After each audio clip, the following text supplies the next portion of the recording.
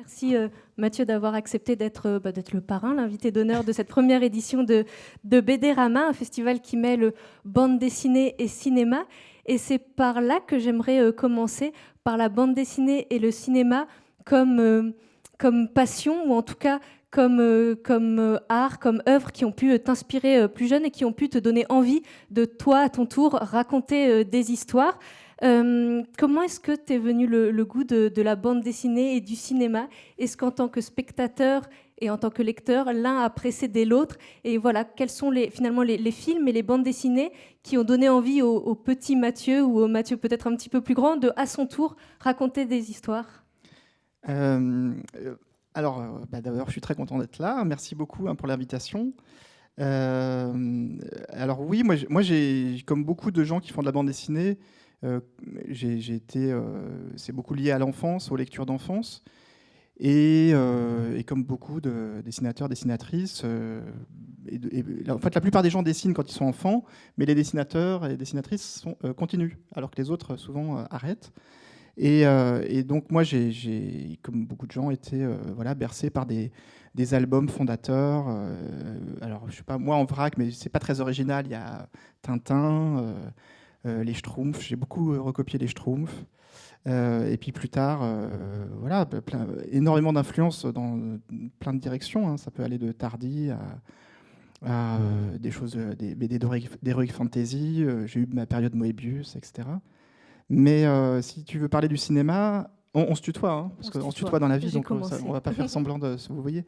Le cinéma, j'ai eu bien sûr des chocs. Comment dire, de cinéma étant jeune, mais c'est pas je me suis jamais imaginé faire du cinéma. Donc autant la bande dessinée, c'est quelque chose qui est accessible quand on dessine. On se dit bah tiens, j'ai envie, et on peut assez facilement faire une planche de BD avec ses propres moyens, même si voilà, c'est des tentatives. Mais le cinéma, ça me paraissait pas du tout quelque chose d'accessible. Mais malgré tout, ça nourrit un imaginaire Ah qui oui, donne envie bien sûr. de raconter des histoires. Oui. Alors après, évidemment, tout ça forme un espèce de vaste mélange d'influences. Alors tu me demandais de te citer des influences. En fait, c'est des films, là je te citais des films américains de grands réalisateurs populaires. Donc Indiana Jones, Kubrick avec Shining, Pulp Fiction c'est plus tard. Mais en fait, c'est des films que j'ai cités comme ça sans réfléchir, parce que c'est des films qui, je trouve, quand on les a vus une première fois, ils restent en tête. Et moi, je sais qu'Indiana Jones, j'ai eu la chance de voir Les Aventuriers de l'Arche perdue au cinéma à l'époque. Et les scènes de ce film restent en tête et on les oublie pas. Donc c'est pour ça que j'ai cité ces films-là, qui sont sans doute évidents pour plein de monde, mais voilà. Et j'ai cité The Big Lebowski, parce que voilà, c'est un film culte, mais aussi, je trouve, qui moi, comment dire, j'aime beaucoup ce mélange à la fois d'humour, c'est très visuel, c'est très n'importe quoi. C'est des choses qui ont pu m'inspirer pour certaines de mes BD un peu fofolles. Et Blood Simple, je me souviens de l'avoir vu au cinéma à l'époque, et donc c'était le premier film, je crois, des frères Cohen. Et ça m'avait aussi beaucoup marqué. Et c'est vrai que c'est une chance quand on peut voir comme ça un premier film au moment de sa sortie de cinéastes qui par la suite vont avoir une carrière incroyable, comme les frères Cohen. C'est là qu'on se dit ah ouais, c'est pas pour rien que ce film-là m'a marqué, c'est parce qu'il y a tout ce qui vient après. Et voilà. Et puis les valseuses, parce que voilà. Mais c'est toujours difficile de citer des films, parce qu'il y en a, tellement. Mais les valseuses, c'est pareil. Quand on le voit une fois, je pense qu'on l'oublie pas. Il y a énormément de scènes, et puis les acteurs, ils marquent à vie, quoi. Il y a bien évidemment, du coup, toutes ces œuvres qui ont pu te marquer, te donner envie de raconter des histoires. Encore faut-il avoir suffisamment confiance en soi pour le faire, ou en tout cas passer le pas de proposer des projets. Toi, comme formation, tu as fait les Arts Déco à Strasbourg. Ouais. Qu'est-ce que tu retiens de cette formation, finalement, avec le recul? C'était en illustration. Tu as fait par la suite pas mal d'illustrations pour la jeunesse. Qu'est-ce que tu retiens de ces années aux Arts Déco? Oui, le fait de passer par une école d'art, c'est pas du tout une obligation, mais c'est vrai que surtout, moi, ce qui m'a beaucoup apporté, c'est d'échanger avec les autres, avec donc les autres étudiants, aussi avec les professeurs. C'était un atelier à Strasbourg qui était créé par un illustrateur qui s'appelle Claude Lapointe et qui très tôt, dès la fin des années 70, a pressenti qu'il y avait, il fallait créer une formation pour voilà, vraiment une filière sur l'illustration et plus tard la bande dessinée. Et donc il y a énormément de noms qui sont sortis de cette école. Alors en vrac, on va citer Blutch, Marjane Satrapi, Lisa Mandel, Boulet, Émilie Glisson, elle y était aussi, et puis Alexis Nem, enfin bref, il y en a énormément. Mais voilà, et donc les gens que moi j'ai côtoyés à ce moment-là m'ont beaucoup apporté parce qu'on on montre aux autres ce qu'on fait et c'est l'épreuve du réel. On voit, ça nous oblige à montrer son propre travail aux autres. Et donc c'est là qu'on voit ce qui marche pas. Et puis au début c'est difficile, mais voilà, peu à peu c'est formateur. Et c'est certain que c'est une école qui m'a beaucoup apporté, ouais. Et c'est aux Arts Déco de Strasbourg, si je ne me trompe pas, qu'est né un personnage qu'on aime en bande dessinée et qu'on va, j'en suis certaine, adorer voir devenir un personnage de dessin animé, un super-héros qui boit de la super murge-bière et qui vomit sur ses ennemis. J'ai nommé Super Murgeman. Est-ce que tu peux nous raconter comment est-ce que ce personnage est né et aussi comment est-ce qu'il t'a suivi, puisque finalement le tome 4 des aventures de Super Murgeman est sorti l'année dernière, 12 ans je crois après le troisième tome. Qu'est-ce que ce personnage représente pour toi? C'est l'éclat total. Quand on voit par la suite aussi ce que tu fais en bande dessinée documentaire, c'est vrai qu'on a le sentiment que là c'est la récré, quoi. Allez, on y va à fond. Oui, il y a de ça. Alors, ce qui est marrant, c'est que tout à l'heure, tu mentionnais le fait que j'ai fait de l'illustration pour la jeunesse. En effet, les premiers travaux, j'ai commencé à gagner ma vie en faisant beaucoup d'illustrations pour la presse jeunesse. Voilà, donc on pense à Bayard Presse, à Nathan, Choupi, Grain de Soleil. Moi, j'ai fait tout ça. Et c'est vrai que c'était très formateur aussi, parce que ça permet de... Et d'ailleurs, je pense que mon dessin, mon trait, s'il a un côté enfantin, ça vient beaucoup de ça, parce que j'ai beaucoup travaillé pour les enfants. Et en même temps, je ne pouvais pas tout dire dans ce que je faisais pour les magazines pour les petits. Ah, parce que Super Murge-Bière, c'est pas pour les 5-6 voilà. ans. Mince. Et donc, en parallèle de ça, donc je parle de ça, c'était vraiment en 98, 99, et même avant, donc aux Arts Déco, j'ai imaginé ce personnage qui était publié dans un magazine qui n'existe plus malheureusement, mais qui s'appelle Psychopathe, et qui s'appelait Psychopathe, et qui était un pendant encore plus destroyed, fluide glacial, mais voilà, encore plus foufou. Et c'est Paul Carali, qui était le rédacteur en chef du Psychopathe, m'a vraiment laissé carte blanche. Il m'a dit, moi ça m'amuse, vas-y, fais ce que tu veux. Et donc dans chaque numéro, je faisais une aventure, et c'était vraiment, comme tu dis, du lâchage. C'est-à-dire que je réfléchissais pas du tout. J'essayais c'était un exutoire. Et donc les premières histoires sont complètement barrées, très non politiquement correctes, tout ce qu'on veut. Mais c'était assez jouissif. Et puis ce qui est super aussi d'être dans une revue comme Psychopathe, c'est qu'il y a des lecteurs, et il y a des retours, et donc quand les gens réagissent de manière enthousiaste, ça donne envie d'en faire d'autres. Et donc petit à petit, ce super-héros qui au départ faisait juste l'objet de quelques histoires un peu débiles, ça finit par faire un premier album, et puis un deuxième, et puis un troisième, etc. Et aujourd'hui, oui. Et le tome 4, je le disais, est paru l'année dernière, c'est parce que après de la politique, il fallait retrouver à nouveau Super Murgeman pour le plaisir d'avoir un personnage qui vomit partout et qui... Oui, c'était aussi une manière de dire que c'est pas parce que j'ai fait des bandes dessinées plus sérieuses ou plus réalistes, que t'as abandonné complètement. Et aussi du cinéma, que je pouvais renier d'une manière ou d'une autre un personnage comme ça. Donc, et puis surtout, moi je sortais du tournage du Poulain, j'avais envie être vraiment sans garde-fou et puis de m'amuser. Et donc, je me suis dit, tiens, je vais reprendre Super Murgeman, voir où il en est. Et j'imagine qu'il y a quelque chose de particulier. Aujourd'hui, je le disais, ça va devenir un dessin animé. Tu l'as annoncé sur tes réseaux sociaux la semaine dernière. Ouais. J'imagine qu'il y a quelque chose de particulier à se dire, parce qu'on va en parler bien évidemment, mais Akissi aussi aura une vie en dessin animé, les sardines de l'espace, mais de se dire que c'est le premier personnage qu'on a créé, et justement ce côté du personnage qui est foutraque et qui est son côté roue libre, qui d'un seul coup va exister de manière animée. J'imagine que c'est une émotion particulière. Alors oui, mais c'était un cheminement assez compliqué parce que avant ça, il y a très très longtemps, il y avait déjà une tentative ma première tentative de cinéma était avec Super Murgeman. Et donc avec un producteur, Jérôme Blétrage, qui était venu me rencontrer. Il avait aimé le personnage et il voulait en faire un film. Et donc on a essayé de monter un premier film.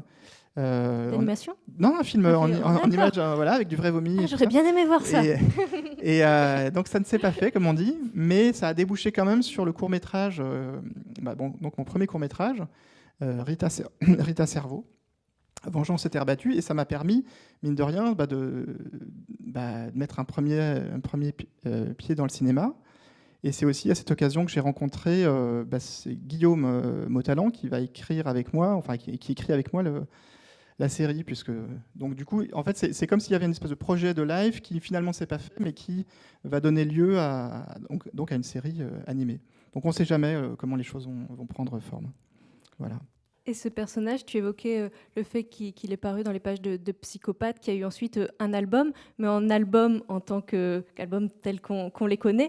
Le premier à avoir été publié, c'est un album qu'on ne peut plus retrouver aujourd'hui, qui s'appelle L'Oreille Gauche. Ça, c'est du vieux. J'ai eu du mal à trouver un visuel d'ailleurs, même rien que ça. Ouais. L'Oreille Gauche aux éditions du Cycliste. Est-ce que tu peux nous parler un peu de ce premier album, et qu'est-ce qui finalement, avec le recul, peut-être était déjà là de ta personnalité d'auteur, parce que c'est vrai que quand on voit la couverture, finalement, c'est assez différent de ce par quoi on te connaît. Voilà, quel regard tu portes aujourd'hui sur cet album ? Un regard, comment dire Non, mais oui, c'est une histoire de jeunesse, mais c'est l'album que j'ai fait quand je sortais justement de cette école. Et à l'époque, j'étais convaincu que si je pouvais faire quelque chose en bande dessinée qui marche, ce serait dans une veine assez sérieuse, quoi. Donc c'est un album qui se prend au sérieux. Et donc Super Murgeman, qui existait à l'époque, c'est quelque chose que je mettais vraiment un peu dans les tiroirs. Et donc ce personnage, ce qui est intéressant, c'est qu'il y a une réflexion, il y a une BD dans la BD. C'est un personnage qui justement est tourné vers... Il est fan d'un comic book. Et donc, tout ce qui l'entoure, il ne s'y intéresse pas, puisqu'il s'intéresse qu'à ce qu'il est en train de lire. Et donc, dans l'album, on passait de sa réalité, qui était un peu morose, aux pages du comic book. Et il y avait tout un va-et-vient. Ça m'avait l'air très, très élaboré quand je l'ai conçu. Mais c'est un petit livret de 24 pages en noir et blanc, mais c'était en effet ma première publication en BD. Et tu te souviens de l'émotion c'est très bien qu'on le trouve plus. Oui, parce que je me souviens, parce que j'avais l'impression que le lettrage n'était pas, ça allait pas. Oui, il y a forcément un moment, enfin, on met énormément d'enjeux, mais surtout, ce qui est drôle, c'est ça, c'est-à-dire que en fait, peu de temps après, j'ai intégré, enfin, je pense que tu allais en parler, un atelier, donc l'atelier avec Johan Sfar, Christophe Blain et Riyad Satouf. Et c'est eux qui m'ont dit, mais ça, c'est pas... tu t'emmerdes, fais plutôt Super Murgeman, c'est beaucoup plus toi. Et ils avaient raison. Ils avaient raison. Mais beaucoup de personnes te connaissent surtout pour tes bandes dessinées documentaires, tes bandes dessinées d'observation. Et tu évoquais l'atelier. Tout a commencé avec ce film.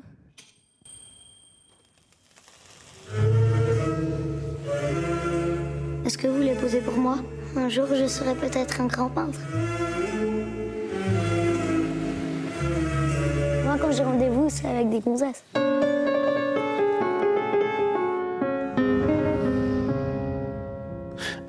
C'est avec ce film que tu as commencé à dessiner ce que tu observais, en tout cas en faire un album de bande dessinée, Feuille de chou, journal d'un tournage qui a été publié chez Delcourt. Tu ne savais pas alors que ça allait être le début d'une série. C'est à Lewis Trondheim qu'on doit cette bonne idée, cette idée en fait de se dire on ne sait pas trop à quoi ça ressemble le tournage d'un film, donc on va profiter du fait que Johan Sfar va tourner son premier film pour t'envoyer, toi, Mathieu Sapin, observer ce qui se passe sur le tournage. Et tu t'es tellement pris au jeu que tu as aussi suivi ensuite la post-prod et toutes les étapes.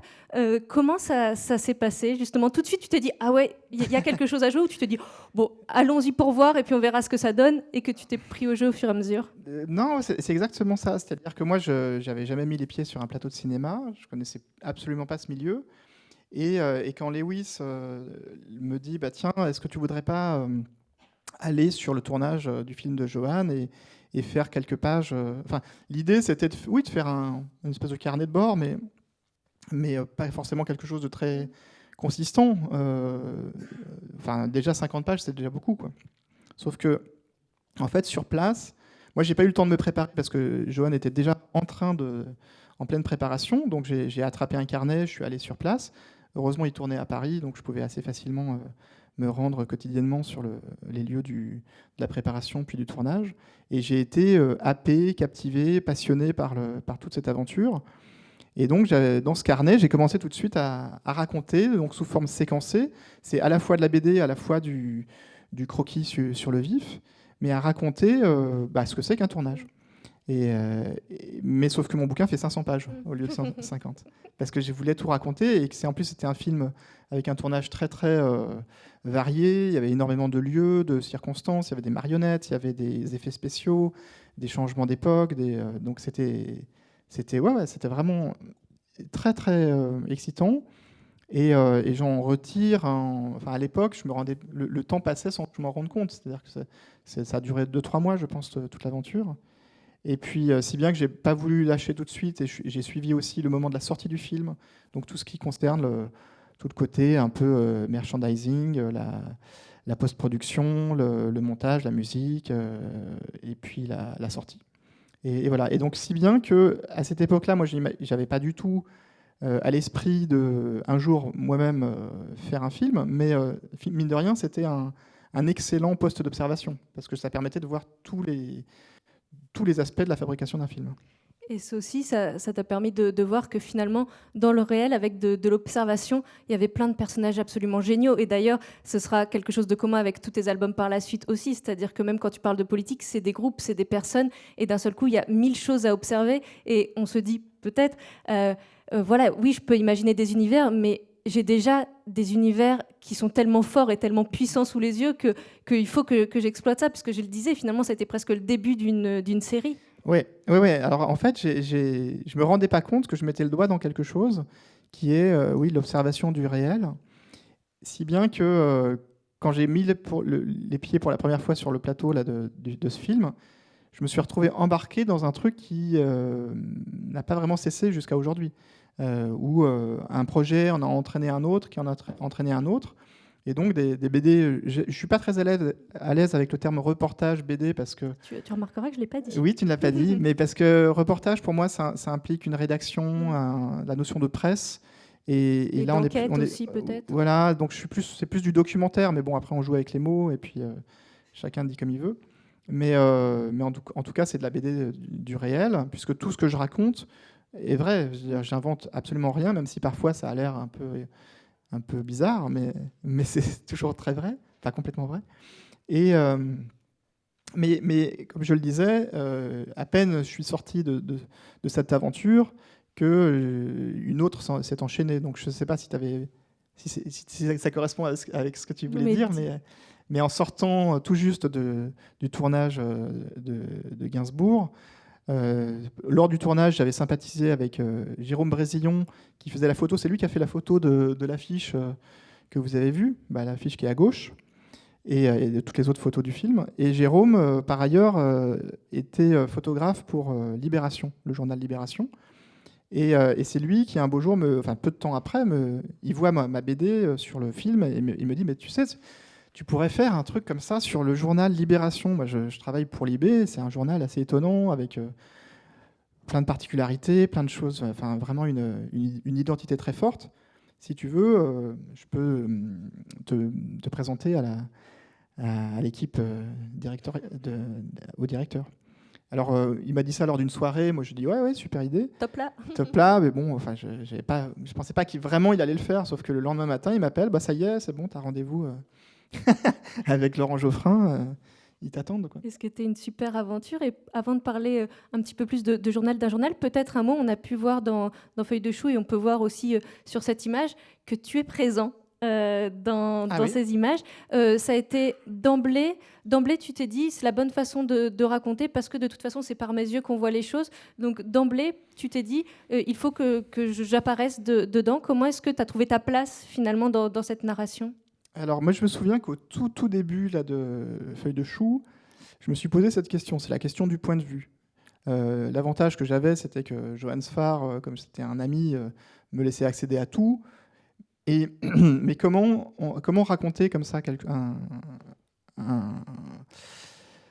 un plateau, comment raconter, quel point de vue trouver. Et je me rappelle que je m'étais intéressé à l'époque au livre, parce que ça correspondait au moment où il y avait le film, on rejoint le cinéma, le film de sang-froid, enfin le film Capote, sur Truman Capote, et sur toute l'aventure qu'il a amené à suivre et à faire son livre de sang-froid. Je ne sais pas si vous le connaissez. C'est un livre qu'il a... En fait, il s'est intéressé à un fait divers qui était survenu aux États-Unis, je ne sais pas, dans les années 50, je dirais. Et un fait divers horrible avec un massacre d'une famille. Et il a voulu en parler, raconter ça dans un livre. Et il est allé sur place, il a enquêté, il a fait un vrai travail journalistique. Et il est allé aussi rencontrer les meurtriers parce qu'ils s'étaient fait arrêter, ils étaient en prison. Et il les a interrogés, etc., pour comprendre leur motivation. Il a fait un livre passionnant de sang-froid qui raconte toute la... C'est le récit de ce fait divers. Mais dans ce livre, qui a donné lieu ensuite à un film, Capote ne se met pas en scène. Et donc il raconte les choses comme si on avait un point de vue total et qu'on a accès à ce qu'il y a dans la tête des tueurs, à ce qui se passe à tel moment et tel moment et tel moment. Donc c'est très très bien raconté. Mais c'est un peu ce qu'on appelle en narration l'œil de Dieu, c'est-à-dire qu'on a accès à tout en tant que spectateur. Et pour ma démarche, je sentais que ce n'était pas la bonne démarche, parce que je pense que c'était mieux de voir les choses de mon point de vue. Mais après, c'est quelque chose qui est comme ça. Ce qui est super, c'est que ça crée une relation intime aussi avec le lecteur, quelque part, parce qu'on se sent complice. Oui. On a l'impression d'être à tes côtés et de partager ces moments-là. Et quand tu écoutes, tu es là où tu ne devrais pas être, ou en tout cas, ou quand il y a des petites frayeurs, des choses comme ça, on est vraiment avec toi. Ça crée une complicité qui fait qu'on entre dans le récit à travers toi, voilà, avec toi. Mais il y a un point de vue assez candide, parce qu'on découvre, c'est des univers que moi je découvre, donc je me dis toujours, si moi ça m'étonne, ou je suis curieux, ou ça m'intrigue, ça va probablement opérer de la même manière avec le lecteur. Mais après, je ne suis pas du tout le seul à faire ça. Guy Delisle, Davodo, on est très nombreux à utiliser ce procédé. Et tu évoquais... le journal d'un journal, ça t'a permis de faire de nombreuses rencontres, puisque c'était une année où il y a eu énormément de choses, d'événements qui se sont passés. J'ai passé 6 mois dans la rédaction du journal Libération. En 2011. En 2011, ouais. Ouais, donc l'année où il y a Fukushima, les printemps arabes, la mort de Ben Laden, l'affaire DSK. Voilà. C'est presque comme si c'était fait pour toi, en fait, tout ça. Oui, mais je pense qu'il se passe toujours plein de choses, en vérité. Mais c'est vrai que là, c'était... Avec le recul, on se dit quand même. Ouais, c'était très dense. Et puis, j'ai surtout le souvenir, et ça fait aussi le lien avec le cinéma, mais c'est de l'affaire DSK. Parce que l'affaire DSK, pour n'importe quel journal, c'est un truc complètement... Enfin, tous les journalistes se rappellent ce qu'ils faisaient à ce moment-là. Mais en plus, il se trouvait que c'était pendant le Festival de Cannes.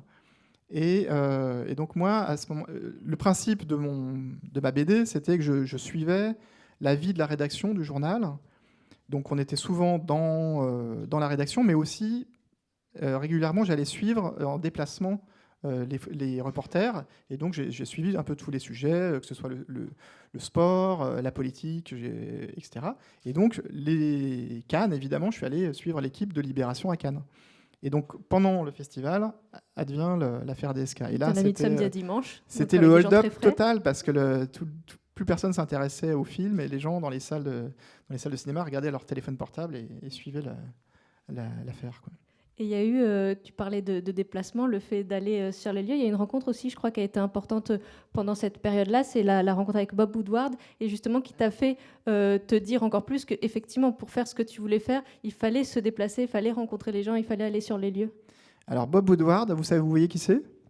C'est Woodward et Bernstein, c'est les deux auteurs, enfin deux journalistes du Washington Post qui ont révélé l'affaire du Watergate, à la suite de laquelle Nixon a été destitué, et qui a donné lieu à un film aussi super qui s'appelle Les Hommes du Président, avec Robert Redford et merci, Dustin Hoffman. Et c'était pour faire le lien avec le cinéma, t'as vu, je fais toujours. C'est super. Et donc Bob Woodward, aujourd'hui c'est un vieux monsieur, mais il était en effet à Paris en promo d'un bouquin, et moi je suivais Sabrina Champenois qui est une des journalistes de Libération qui allait l'interviewer, et donc je me suis retrouvé à suivre l'interview, et c'est vrai que c'était génial parce que d'avoir en face de soi quelqu'un qui est quand même un monument du journalisme, qui est à la fois très drôle et très modeste, mais quand même il est très impressionnant, et donc ça m'avait en effet marqué ce qu'il disait sur l'enquête et sur le fait de Internet c'est bien, mais il faut aller sur place. Il faut aller voir les gens à qui sentir sentir l'ambiance, sentir les lieux d'une affaire ou quoi. Et on ne peut pas tout régler avec Internet. Et donc, c'est vrai que c'est quelque chose qui m'est rentré quand même dans l'oreille, parce que dans mes démarches de bande dessinée comme ça sur le réel, je m'efforce toujours de raconter les choses de visu, c'est-à-dire que des choses auxquelles j'ai assisté, et donc me déplacer le plus possible et pas uniquement raconter. Parce qu'en bande dessinée, c'est très facile de reconstituer une scène. Hein. Finalement, on vous la raconte, et puis je peux te dire très bien qu'aujourd'hui, j'étais à New York avec Merci Rihanna. d'être venu pour nous. mais voilà, l'intérêt, c'est vraiment de raconter les choses auxquelles on a assisté, quoi. Et ce qui est passionnant, entre autres choses, dans ces albums et les suivants, c'est précisément qu'on parle de BD documentaires, mais ce sont des faits qui n'auraient pas pu être racontés, en tout cas pas tels quels, par un documentaire audiovisuel qui serait diffusé à la télévision, tout simplement aussi parce que la place du dessinateur n'est pas la place du journaliste. Il y a quelque chose de... voilà, t'as pas forcément de micro, t'as pas de caméra, il y a un rapport sympa en fait qui s'établit avec un dessinateur aussi, et je crois savoir que dans certains albums tu as même dû rappeler des fois à certaines personnes de dire mais ce que tu es en train de me raconter, en fait je peux le raconter, c'est pas parce que je suis à côté que effectivement je fais des petits croquis, et donc il y a un côté il y a un côté sympa d'avoir un dessinateur à côté de soi. C'est pas pour ça que c'est pas moins important ce qu'on dit. Il y a plein de choses que tu as captées, des choses que tu nous racontes que tu n'aurais pas pu avoir si tu tournais un documentaire. Oui, c'est d'ailleurs souvent un problème que je rencontre, c'est de rappeler aux gens que voilà, je peux utiliser tout ce qu'ils me disent pour être retenu voilà. contre vous. Mais bon, après, ça fait partie du... C'est aussi à moi de déterminer ce qui est vraiment intéressant, ce qui est vraiment important. Et puis, en bande dessinée, c'est très facile de charger le trait, donc aussi de rester juste malgré tout. Et c'est pas si facile.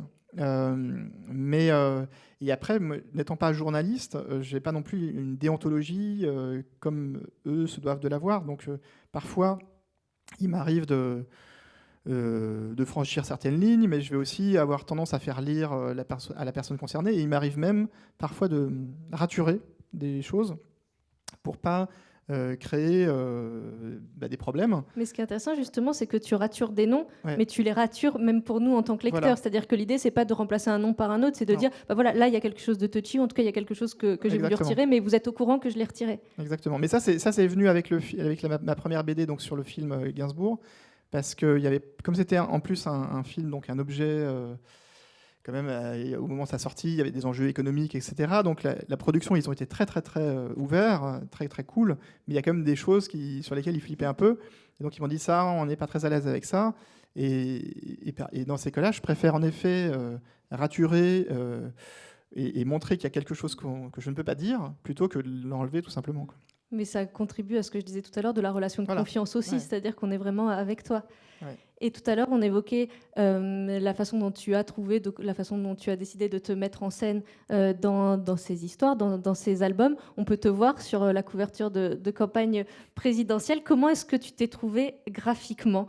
Parce qu'il y a quelque chose, justement, on voit ce petit personnage, tu ne fais pas 1m80 dans la vraie vie, mais tu n'es pas quand même dans ces proportions. Il y a quelque chose, comment est-ce que tu t'es trouvé, que tu t'es dit « Ah ouais, c'est comme ça que je veux me représenter ». Et ça contribue encore une fois au côté sympa et au côté qui fait que tu peux dire des choses des gens, puisque tu te mets toi-même en scène avec du recul, avec humour.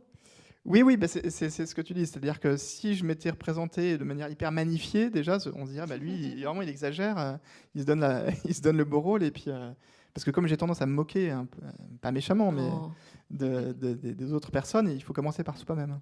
Donc il y a ça. Et puis après, il y a aussi le fait qu'il faut trouver un système assez simple, parce que dans une BD, on a tendance à devoir dessiner plein de fois les mêmes personnages, et surtout les personnages qui reviennent le plus souvent. Et en l'occurrence, je reviens très souvent dans les albums, puisque je suis souvent dans la scène, même si je ne suis pas forcément actif, et on ne va pas apprendre grand-chose sur moi, en vérité. C'est-à-dire que moi, je suis là... C'est ça qui est fou, c'est que tu es là tout le temps, mais en fait, voilà, tu ne nous dévoiles rien sur toi. Et donc, il faut arriver à trouver une synthèse graphique assez facile à décliner. Et il y a souvent des petites gouttes qui... Bah oui, mais parce que des fois, il y a des situations vraiment qui... Enfin, il m'est arrivé plusieurs fois de flipper, oui. Et pour faire le lien avec le cinéma, il y a aussi quelque chose dans ces bandes dessinées d'observation, ces bandes dessinées documentaires. Quand, en tant qu'auteur, on se lance dans cette aventure, c'est qu'il faut être prêt à être patient, comme le sont les comédiens sans doute sur un tournage, parce qu'effectivement, c'est un condensé que tu nous offres. Quand on a ces albums, il se passe plein de choses. Et effectivement, on peut imaginer que dans une campagne présidentielle, il se passe de toute façon toujours beaucoup de choses, mais qu'il y a aussi des moments où il ne se passe rien. Ça, c'est vrai. Ça, c'est vrai. Faut pas être avare de son temps. Mais moi, c'est le luxe que j'ai souvent quand je dis par rapport à ce genre de bouquin, c'est que je me donne pas de limite de temps. C'est-à-dire que je passe autant de temps que c'est nécessaire. Donc là, la campagne, évidemment, c'est très circonscrit dans le temps parce qu'il y a un compte à rebours, mais c'est quand même 6 mois, voire plus, ça commence même 9 mois, le temps vraiment de la campagne en elle-même. Et par la suite, j'ai passé 2 ans, 4 ans ou plus sur certains sujets. 5 ans dans les pattes de Voilà, Depardieu. mais parce que c'est le temps aussi il y a des choses qui nécessitent d'être racontées sur la durée, et que on parle beaucoup de l'ère qu'aujourd'hui on est à l'ère du tweet, à l'ère de l'immédiateté, mais on raconte pas les mêmes choses. Et je trouve que parfois c'est bien de prendre du temps. Ouais. Et précisément, comment est-ce qu'on sait que c'est fini? Parce que tu l'as dit, là, il y a la campagne présidentielle. Je crois que pour Depardieu, tu t'étais dit je m'arrêterai, enfin, en tout cas, je ne m'arrête pas tant qu'il n'y a pas eu de voyage en Russie. Mais est-ce qu'on le sent? Est-ce qu'on le sait? Ou est-ce qu'on se dit à un moment, il faut que je passe à autre chose, en fait? Et donc, parce qu'il n'y a jamais vraiment de fin. Il peut toujours... Et d'ailleurs, à chaque fois qu'il y a des rééditions de tes albums, tu rajoutes une autre fin. Ça, c'est assez irritant. Oui, comment terminer? Alors oui, si c'est une campagne présidentielle, évidemment, il y a une fin évidente, mais sinon, plus pour Libé, par exemple, à quel moment on dit voilà, j'ai fait le tour ou quoi, c'est difficile. D'ailleurs, on parlait de Libération tout à l'heure. C'est un livre qui est sorti en 2011, et j'y suis retourné l'année dernière à Libé parce que l'album a été réédité. Et comme il était réédité l'année dernière, je trouvais que ça n'avait pas vraiment de sens de ne pas le mettre à jour. La situation du journal avait énormément changé, il avait changé de lieu, changé de direction, changé de tout. Donc j'y suis retourné, pas très longtemps, mais peut-être 15 jours, et j'ai fait des pages additionnelles. En effet, comme tu dis, je fais des mises à jour. Mais voilà, après, c'est une question de récit, quoi. On sent qu'il y a un cycle qui se boucle, et que... Mais d'abord, je ne travaille pas tout seul, je travaille avec une éditrice, en l'occurrence, Pauline, qui est aussi la première lectrice, et qui va m'aider aussi à gérer ces questions de rythme et puis de narration. Et qui te fait une confiance totale, puisque effectivement, quand on présente un album de bande dessinée, généralement, on présente un synopsis, voire on présente déjà l'histoire dans son intégralité, ou en tout cas l'arc narratif. Là, en l'occurrence, tu vas la voir en lui disant j'ai ça comme projet, je ne sais pas quand est-ce que ce sera publié, je ne sais pas où ça va aller, mais je t'assure, ça va être génial. Ouais, c'est en gros ça, mais en effet, on travaille vraiment en confiance.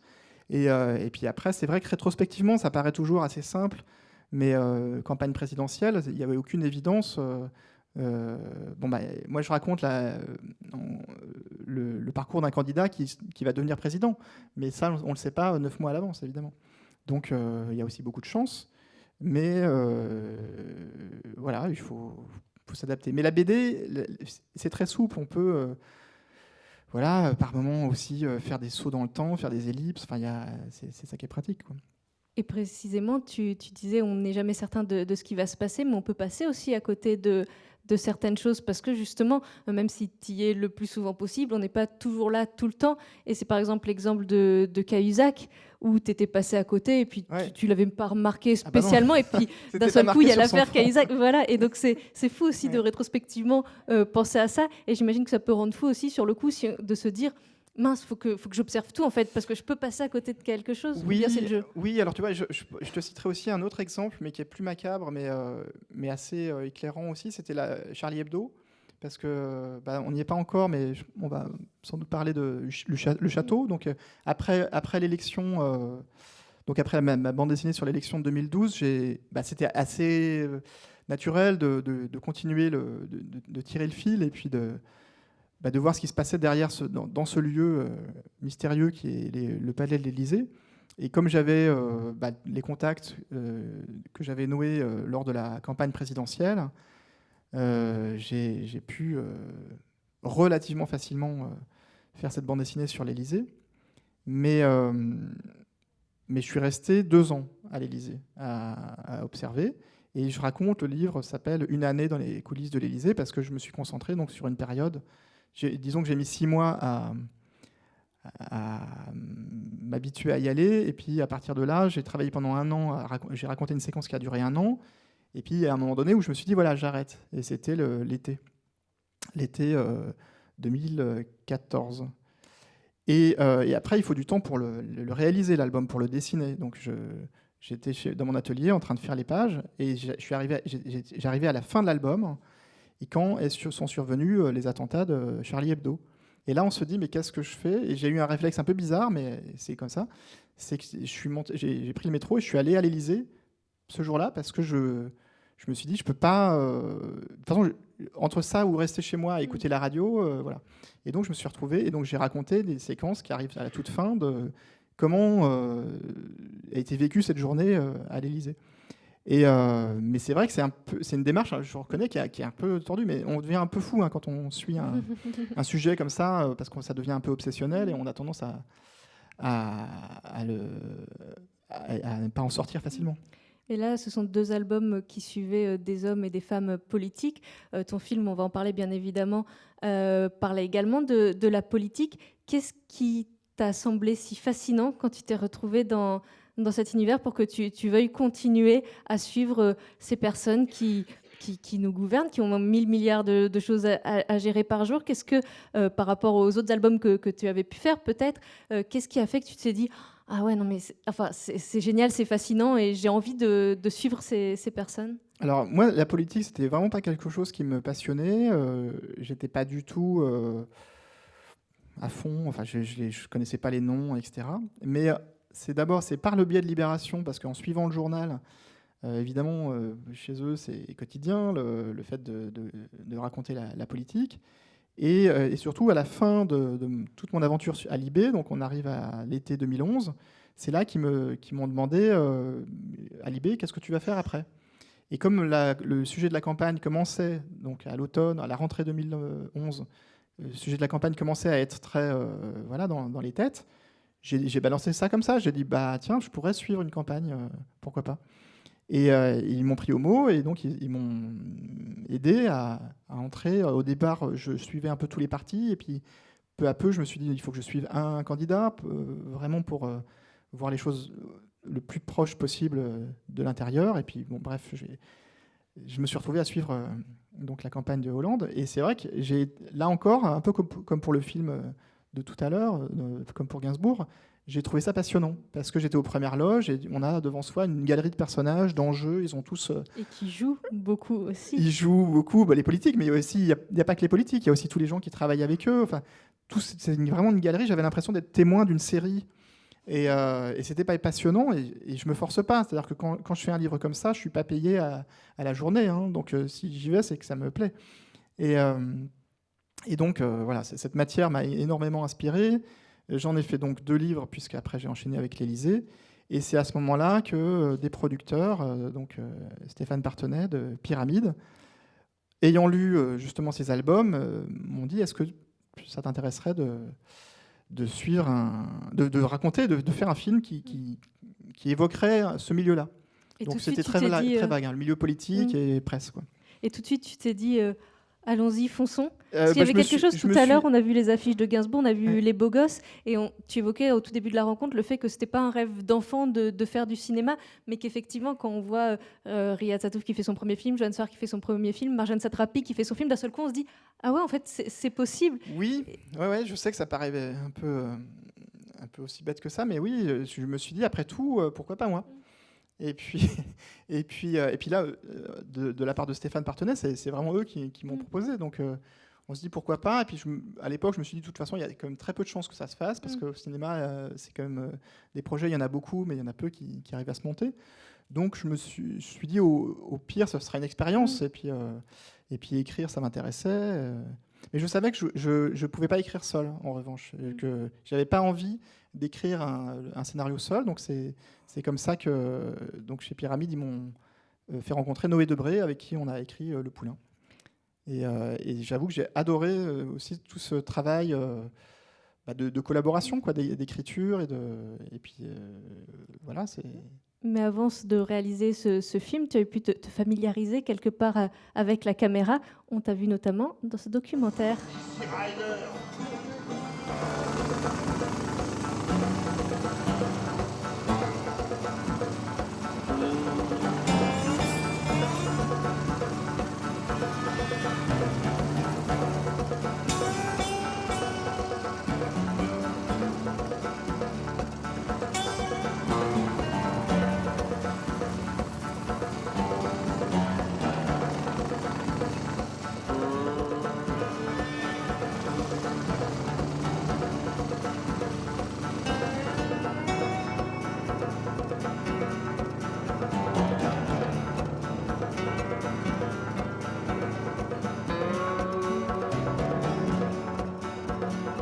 Ce documentaire, c'est Retour au Caucase, dans lequel tu apparais. Ensuite, il y a cet album Gérard, 5 années dans les pattes de Depardieu. Tout à l'heure, tu as enchaîné sur Le Poulain. Comment est-ce que toutes ces aventures se sont imbriquées les unes dans les autres? Parce que finalement, tu menais plusieurs projets en même temps. C'est-à-dire que tu pouvais travailler sur le scénario, à la fois En fait, Depardieu. Comment est-ce que tu fais pour être partout? En fait, Il y a peut-être ton double qui est avec Rihanna. Voilà, encore. c'est ça. Ouais. Non, en fait, la BD Le Château, campagne présidentielle, a eu deux conséquences qui sont liées à deux producteurs différents. Donc, je citais Stéphane Partenay qui m'a embarqué sur Le Poulain, et aussi Arnaud Frillet qui est un producteur qui, en voyant cette BD, s'est dit tiens, c'est peut-être la solution. Donc, il montait un documentaire avec Gérard Depardieu en Azerbaïdjan. Et il cherchait comment créer un duo. Et alors, dans le documentaire, Depardieu est sur les traces d'Alexandre Dumas. Alexandre Dumas est allé dans le Caucase. Il avait fait un livre qui s'appelle Voyage dans le Caucase, je crois. Et Alexandre Dumas était parti, donc, à son époque, avec un peintre, Jean-Pierre Moinet. Et donc l'idée d'Arnaud, c'était de créer de reconstituer un duo. Et donc il m'a proposé, et je me suis dit, c'est tellement fou comme idée, c'est génial, quoi. Donc j'ai dit OK, et ça s'est fait assez vite, et quelques semaines après, j'étais à Bakou avec Gérard Depardieu. Et pour le coup, en tant que dessinateur, on évoquait les autres albums où tu étais beaucoup dans la position d'observateur. Avec Depardieu, c'est pas possible d'être juste observateur, parce que constamment, il t'interpelle, il fait appel à toi. Ça change un petit peu quand même ta position. Oui, c'est vrai que ça n'a rien à voir, parce que autant en politique, ils sont dans un contrôle total, et c'est très difficile. Il faut vraiment forcer, mettre le pied dans la porte, et puis essayer de contourner les choses. Autant Gérard, c'est quelqu'un d'entier qui, soit s'il a décidé s'il vous adopte, après il faut faire avec lui, et il est entier, quoi. Donc tout, il y a vraiment une rencontre où il était extrêmement généreux, et donc c'est quelqu'un qui s'il est en confiance, va vraiment. Disons que c'est des vraies rencontres, des vraies discussions. Et moi, j'ai été fasciné par le personnage parce qu'il est d'une richesse folle. Et surtout, je trouvais que l'image qu'on a de lui ou qu'on avait de lui était vraiment pas conforme à ce que je voyais moi. Et je me suis dit, c'est quand même étonnant qu'on ait une vision aussi déformée de quelqu'un. Et donc, par la suite, je l'ai revu beaucoup. Et donc, voilà, j'ai fait cet album qui est, je ne sais pas comment le décrire, c'est un espèce de portrait. En même temps, c'est un voyage parce qu'il y a beaucoup de déplacements. Très drôle. Voilà. Et est survenue aussi l'actualité parce qu'à ce moment-là, il y a eu l'affaire Jean-Marc Ayrault. Qui voilà, a eu des mots malheureux à l'encontre de Gérard, et ça a pris des proportions pas possibles. Et moi, ce qui m'a marqué à ce moment-là, c'est à quel point ça devenait une affaire nationale. C'est-à-dire que, après tout, bon, avec n'importe qui, ça n'aurait pas pris ces proportions-là, mais avec lui, voilà, ça devenait. Il a fait je ne sais pas combien de couvertures de journaux à cette occasion, etc. Et donc la Russie aussi a pris beaucoup de place parce que les choses, voilà, à ce moment-là, donc il a fait tous ses déplacements en Russie, etc. Donc voilà, je raconte toute cette période et comme tu le disais tout à l'heure, pour moi le livre pouvait être intéressant que si vraiment on allait en Russie et essayer de comprendre aussi sa démarche. Et voilà, donc c'est pour ça que ça a pris aussi beaucoup de temps à raconter. Et tu disais que la vision des gens n'était pas exactement celle de ce que toi tu percevais du personnage.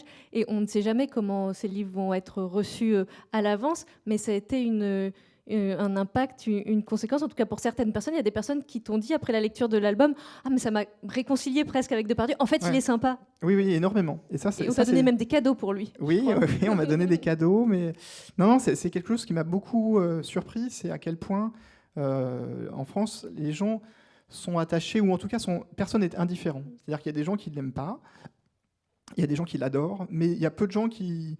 Enfin, il y a vraiment quelque chose d'assez passionnel quand on parle de Depardieu. Et en effet, il y a beaucoup de gens qui m'ont dit votre livre m'a réconcilié avec lui et tout. Donc ça fait presque peur parce qu'on se dit ça colle une responsabilité. Moi, j'ai pas fait ce livre pour ça. C'était plus voilà, l'expression l'envie de témoigner d'une rencontre, mais voilà. Donc c'est des souvenirs marquants. Et je vous encourage à aller voir juste à côté, il y a des extraits du documentaire et des planches également qui sont reproduites dans le couloir juste à la sortie de la salle.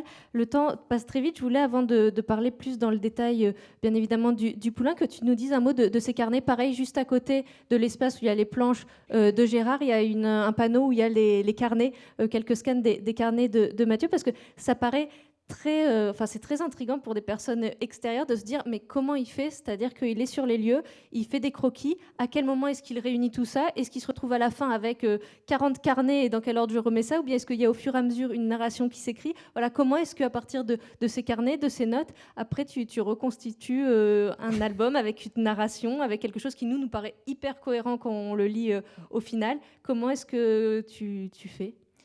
Il y a plusieurs outils qui sont indispensables, mais en effet le carnet en est un. Moi j'ai toujours donc un de ces carnets, c'est des petits carnets Moleskine, je ne fais pas de publicité, mais et je note. Alors quand je dis les notes, là les scans qui apparaissent, c'est des scans, on va dire un peu c'est plus des croquis voilà, esthétiques, mais en vérité les autres pages ça n'a vraiment aucun intérêt, c'est vraiment des notes écrites, des bouts de dessin, des bouts de trucs, mais pour moi, c'est des notes. C'est-à-dire que les notes, elles peuvent aussi bien être écrites que dessinées.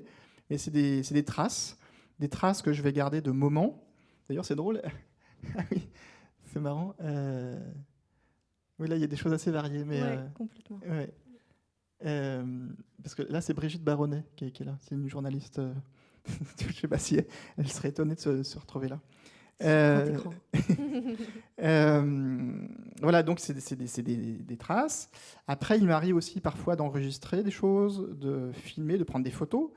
Et puis, l'outil le plus important, c'est la mémoire, quand même. Tout à l'heure, je parlais de Truman Capote, mais j'avais lu un truc, je ne sais pas si c'est vrai, mais ça m'avait vraiment marqué, le fait qu'il s'était entraîné à garder en mémoire des dialogues, des conversations. Et qu'après une soirée mondaine. Et voilà, et qu'en sortant d'une soirée mondaine, il était capable de restituer une conversation d'une heure, comme ça.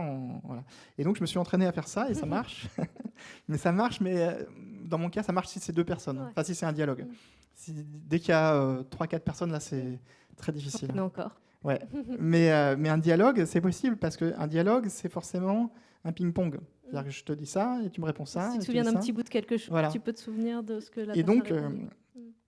quand je suis dans ces moments-là, il m'arrive de retranscrire par la suite des dialogues comme ça, et ça fait pas mal de pages de dialogue.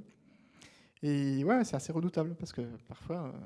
Mais à quel moment est-ce que tu commences C'est ça qui peut paraître vertigineux, c'est de se dire, voilà, il y a plein de notes, comment est-ce qu'on en arrive à un album au final, et encore une fois, qui paraît hyper bien construit et fluide pour les lecteurs. Bah après, il y a un effet de montage, comme au cinéma, c'est-à-dire que dans une BD comme Le Château ou Gérard, il y a aussi plein de pages que j'ai dessinées, enfin, en tout cas que j'ai préparé, dessiné, storyboardé, et que j'ai retiré parce que ça déséquilibrait, que c'était redondant, que c'était moins intéressant, etc.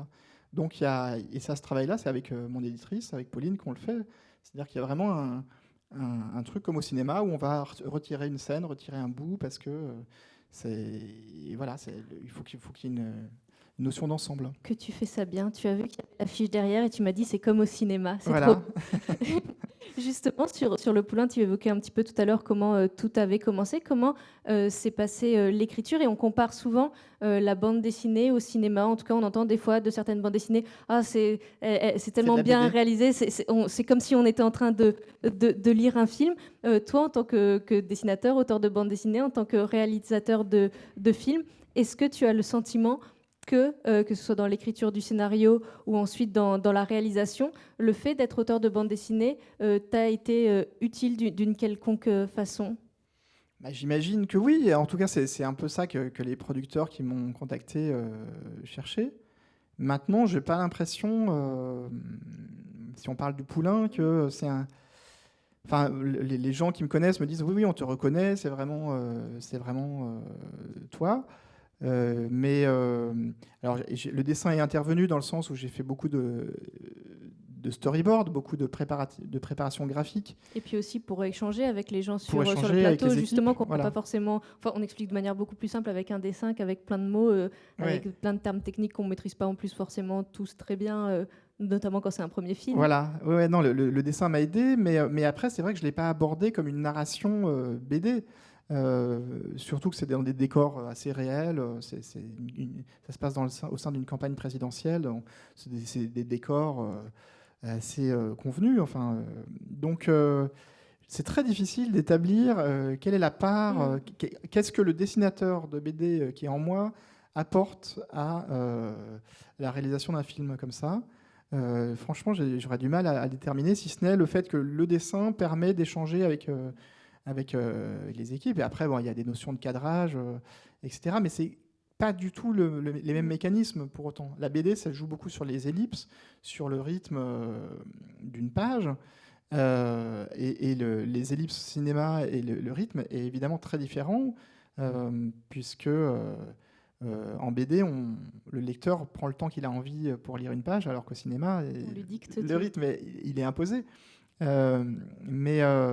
Et puis là, après, il y a des aspects que moi, j'étais assez tétanisé, parce que par exemple, la musique, je connais rien. Enfin, j'écoute de la musique, mais je suis pas du tout à même de plaquer un langage musical sur un film. Donc là, heureusement, on est aidé, on est avec des équipes, on est avec des personnes qui vont apporter énormément. C'est vraiment une œuvre collective, alors qu'en BD, on est quand même beaucoup moins nombreux.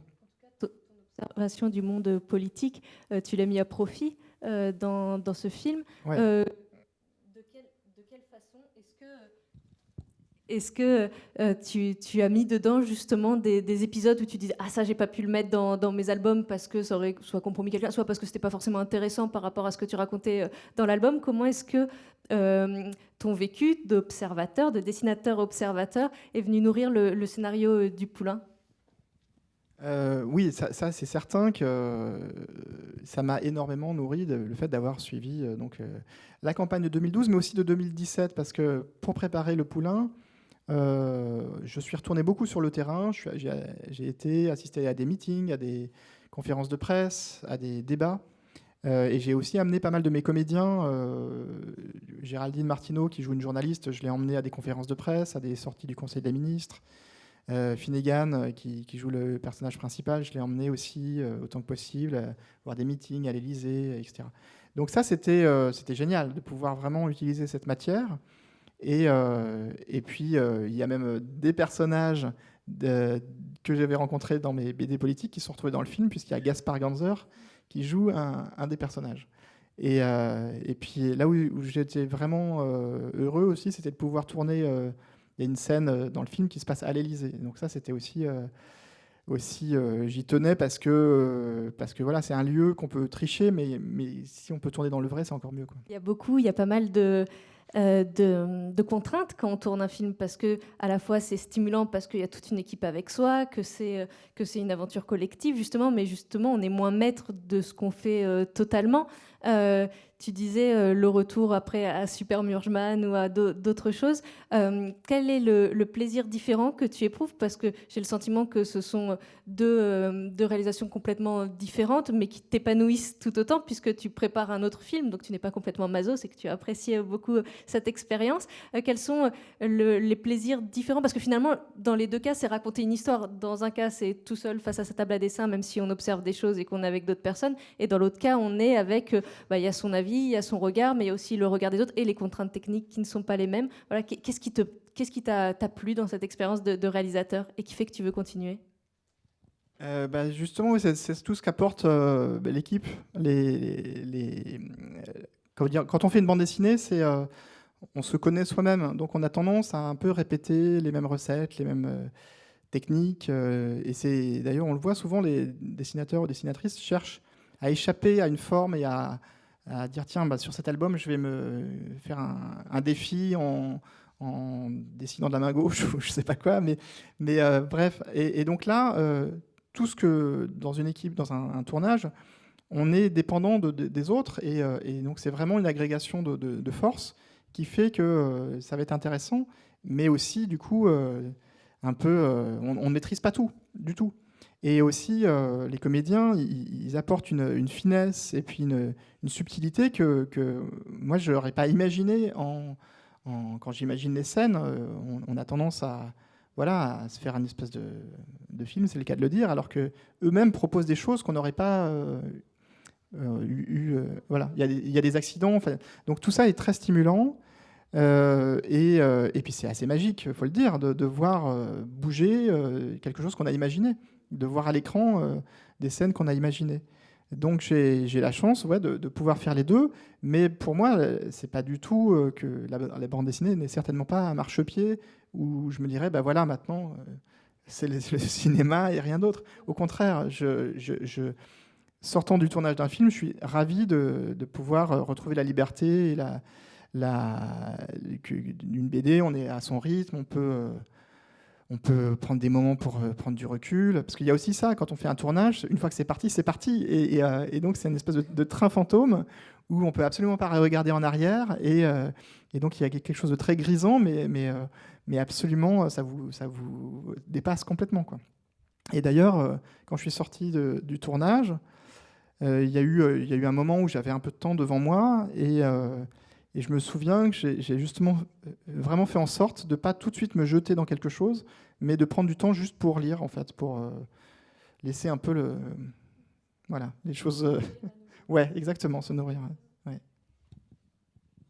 Et on l'a compris, Le Poulain, c'est une fiction. Tes bandes dessinées sont des bandes dessinées documentaires. On ne voit pas le petit personnage de Mathieu qui court avec les petites gouttelettes sur l'affiche. C'était aussi quelque chose qui a changé par rapport à la narration même, puisque tu n'es pas là pour nous accompagner dans les scènes, quoique. C'est vous, Arnaud Jaurès ? Oui. Vous êtes de la famille de... Ah non, rien à voir. Karadzik à la Défense, c'est quoi ça?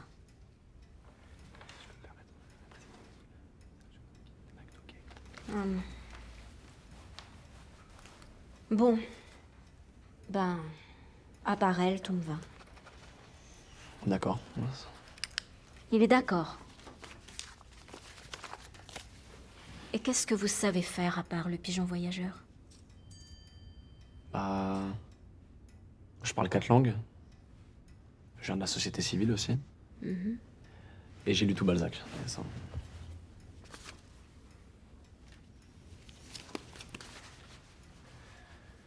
Vous avez besoin de quelque chose d'autre? Non, c'est bon pour le moment. Merci.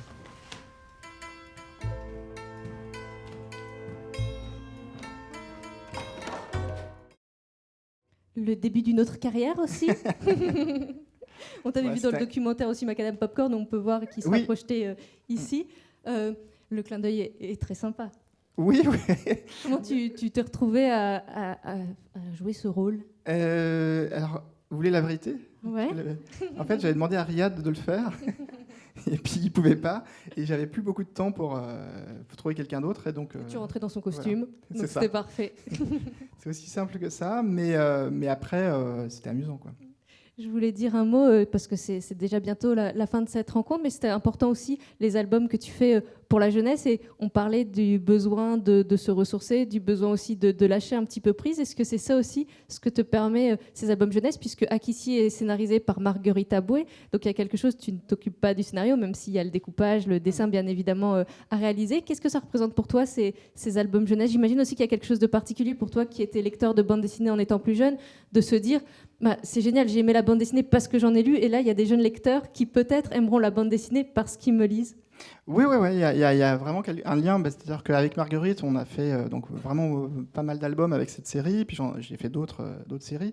Et quand on voit les réactions des jeunes lecteurs, c'est très c'est super parce que c'est très naturel, très spontané, et donc dans la mesure où la série fonctionne, je me vois pas arrêter. Ouais. Et un petit mot aussi peut-être de cette série qui, Ouais. je le disais tout à l'heure, va exister aussi en dessin animé. Qu'est-ce qu'elle représente pour toi, cette série, les Sardines de l'espace, qui a débuté il y a un moment déjà? Sardine, c'est une série qui a été initiée par Emmanuel Guibert et Johan Sfar, et donc oui, il y a longtemps maintenant. Et après, au bout de quelques albums, Emmanuel a continué le dessin tout seul, et puis après, il m'a proposé de reprendre le dessin. Et donc, c'était pour moi, c'était aussi à l'époque une marque de confiance aussi de ces auteurs dont moi j'étais très admirateur et admiratif.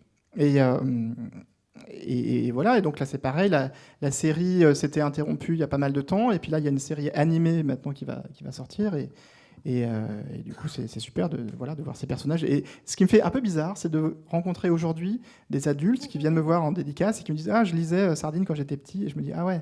Donc en fait le temps a passé, et je suis vieux. Voilà. Mais par exemple, sur ces adaptations, est-ce que tu participes? Comment ça se passe quand les droits sont achetés pour une série comme ça?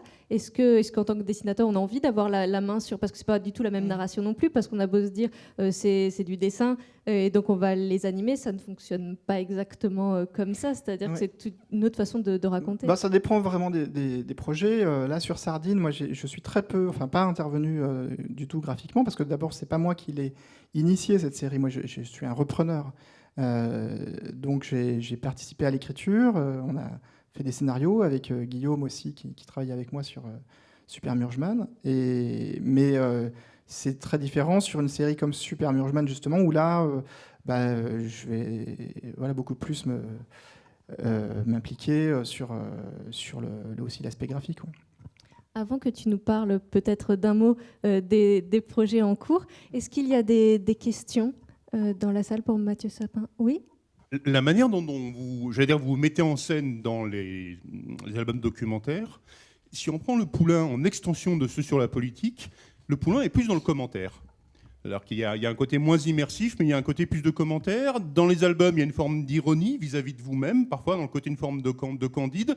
Le Poulain, c'est un film qui est beaucoup plus sombre, qui est dans la satire, pas dans le cynisme, mais dans la satire. Et je me demandais du coup si Le Poulain, ça avait été la véritable extension, la manière de dire vraiment, voilà comment moi j'ai vraiment vu le monde de la politique. Et surtout, je me demandais si à force d'être au contact avec des milieux comme la politique, la presse, et quelque part être vraiment au contact avec les choses, donc de voir comment ça se passe, parce que nous, on ne voit pas, donc dans une forme de démystification, est-ce que ça change le point de vue d'album en album? Est-ce que, à partir du moment où vous passez d'un album documentaire à un autre, le rapport aux choses et peut-être le côté désabusé par rapport à ce que vous idéalisiez peut-être avant change la forme, change peut-être même ce que vous voulez mettre dans les albums ou pas. Ouais, c'est balèze ça comme question.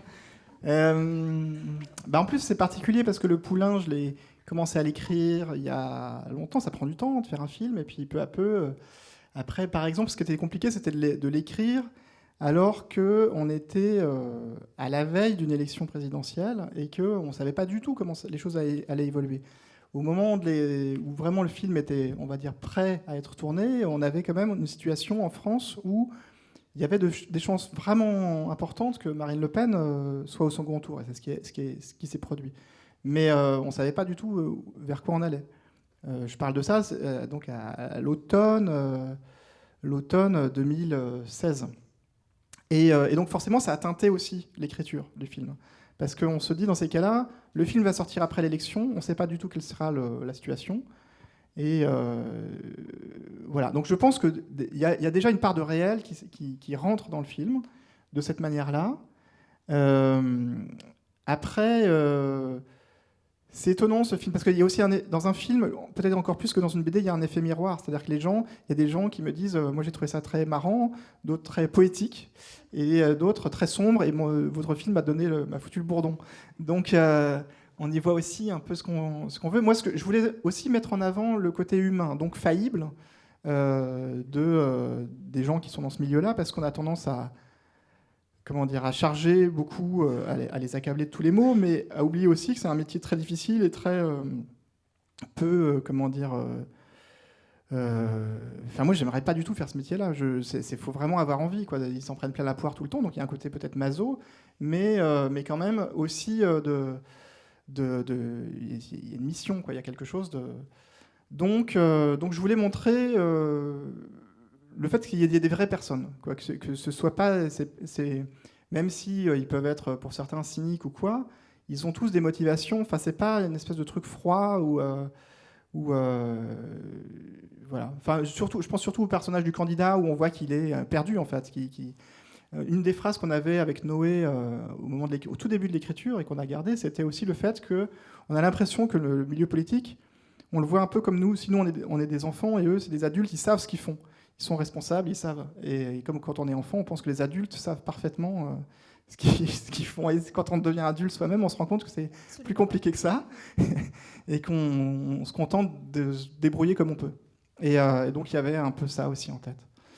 Maintenant, est-ce qu'il y a une évolution dans ma manière d'appréhender les choses entre le moment où j'ai commencé à regarder ? C'est une super question. J'avoue que c'est rare que je me prenne du champ comme ça et à me dire est-ce que... en tout cas, ce que je sais, c'est que à la fois ça continue à me fasciner, parce que je continue à suivre un peu ce milieu-là. Je continue à trouver que c'est un réservoir d'émotions, d'enjeux, et c'est pas pour rien que c'est des sujets dont se sont emparés depuis toujours les pièces de théâtre, etc. Mais aussi, il y a parfois une forme de nausée, ouais, de moments où j'ai envie justement de faire Supermurgeman ou un truc beaucoup plus léger où je me prends moins la tête. Mais c'est un sentiment qui est vraiment double. Mais pour autant, ça fait partie de la vie. De toute façon, on peut pas... la politique, si tu ne t'y intéresses pas, elle s'intéresse à toi, comme on dit. Donc, voilà. Mais ouais, je sais pas trop quoi répondre. C'est compliqué. Tu réfléchiras. Est-ce qu'il y a d'autres questions ? Oui ? Bonsoir. Je me demandais, une fois les BD terminés pour François Hollande et Gérard Depardieu, est-ce qu'ils vous ont fait des commentaires dessus ?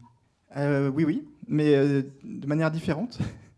Alors François Hollande, j'ai eu un commentaire de sa part, mais assez court. Hein, mais il m'a dit... alors je ne sais pas s'il l'a lu, mais il m'a dit « J'ai ri en lisant votre BD, parfois jaune. » Voilà. Et aussi, il est allé voir le Poulain, parce qu'il était invité à une avant-première, et j'ai su que sa voisine, enfin quelqu'un qui ne le connaissait pas, mais qui était à côté de lui a dit « Alors, c'est bien, hein ?» Et il a dit « Hélas, oui. » Tu vois. Voilà, c'est toujours un peu énigmatique. Et quant à Gérard, en fait, dans l'album, j'ai fait un truc que je n'avais pas fait jusqu'à présent, c'est-à-dire que la fin de l'album, c'est je vais chez lui et je lui fais lire l'album. Et donc, il y a une mise en abîme où on le voit en train de lire l'album sous mes yeux. De toute façon, je ne pouvais pas faire autrement parce que c'était que sur lui, donc j'avais besoin qu'il soit au minimum au courant de ce que je racontais sur lui. Et je sais, c'est difficile faut se mettre à la place comme ça de quelqu'un qui reçoit un commentaire sur, en plus, une période très longue et d'un point de vue objectif, enfin subjectif pour le coup, qui est le mien. Mais je crois qu'il était très surpris. Après, voilà, en tout cas, il m'a pas tapé dessus, il a pas. Ça a été. Mais c'est particulier. Ouais. Mais en fait, souvent, les réactions que je peux avoir de personnes réelles que je décris, parfois les gens sont surpris, ouais, parce qu'ils ne s'attendent pas forcément. Je ne les préviens pas toujours, et donc parfois, avant publication, quand même, je vais faire la démarche de leur dire, bah voilà, j'ai fait des pages où je parle de toi, j'aimerais que tu les lises quand même. Et des fois, les gens sont ouais, très, très surpris, et surtout les journalistes. Parce que les journalistes ont souvent, bah voilà, de par leur métier, sont dans la position de raconter les choses de leur point de vue, donc ils ne sont pas habitués à être, eux, montrés. Et parfois, ils sont déroutés. Est-ce qu'il y a d'autres questions? Non? Juste, est-ce que tu peux nous dire un mot, parce que ça a l'air trop bien. Est-ce que tu peux nous parler du projet sur lequel tu es en train de travailler? Tu le disais, tu n'as pas complètement quitté la politique, tu continues à l'observer. On peut lire certaines de tes planches dans le... C'est un mensuel? Non, c'est pas un mensuel. Dans le trimestriel Zadig. Et ça participe d'un projet que tu as qui est beaucoup plus vaste, beaucoup plus large, qui va être de la bande dessinée effectivement d'observation, toujours en lien avec le pouvoir, mais qui ne va pas uniquement se passer de nos jours. Oui, voilà, on peut dire ça. C'est ça. En fait, le sujet, je continue à explorer. C'est un peu toujours les mêmes sujets. Je suis un peu monomaniaque, mais c'est sur la mise en scène du pouvoir et sur la manière dont le pouvoir utilise la communication et donc souvent l'art pour mettre en scène, se mettre en scène. Et donc dans Zadig, je raconte, je suis des déplacements présidentiels et je raconte un peu comment tout ça est, enfin les coulisses, enfin le off, comme on dit.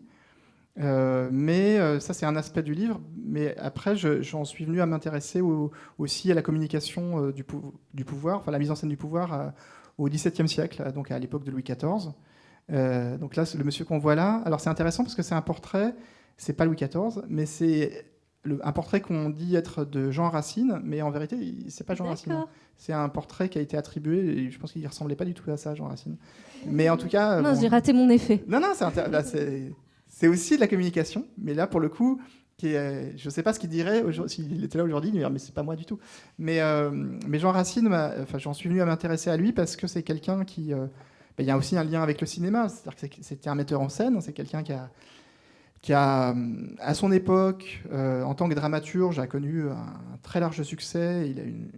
Il était un peu plus jeune que Molière et Corneille, mais il a vraiment brillé par ses pièces. Et au bout de quelques années, au bout de 10 ans, alors Corneille était mort et Molière aussi, il a arrêté le théâtre. Et pendant une partie très importante de sa vie, c'est-à-dire 30 ans, c'est énorme, il a fait ce qui, à ses yeux, était son grand œuvre, c'est-à-dire raconter la politique de Louis XIV. Et donc mettre en scène, c'était la propagande de Louis XIV, et pour lui, c'était le top du top. Et donc il est devenu, voilà, il avait ses entrées à Versailles, et c'est devenu un espèce de communicant de luxe. Mais ce qui est étonnant, c'est qu'il a vraiment complètement changé. C'est-à-dire que toute sa carrière de théâtre, il l'a vraiment mis de côté pour faire ça. Et l'ironie suprême, c'est que tout ce travail-là, qui pour lui permettrait d'atteindre la postérité, tous ses écrits ont brûlé après sa mort. Donc aujourd'hui, quand on pense à Racine, on pense au dramaturge. Et voilà.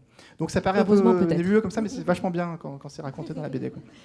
Et du coup, tu es en train de travailler dessus. Il ne faut jamais donner des dates pour les albums parce qu'on sait que ça peut être reculé. Mais est-ce que tu as une idée un petit peu de quand on pourra lire ça? J'aimerais l'année prochaine, c'est sûr. Après, idéalement, premier semestre. Mais ça dépend pas que de moi, en fait. Ça dépend aussi du réel parce que comme je parle du réel, on verra.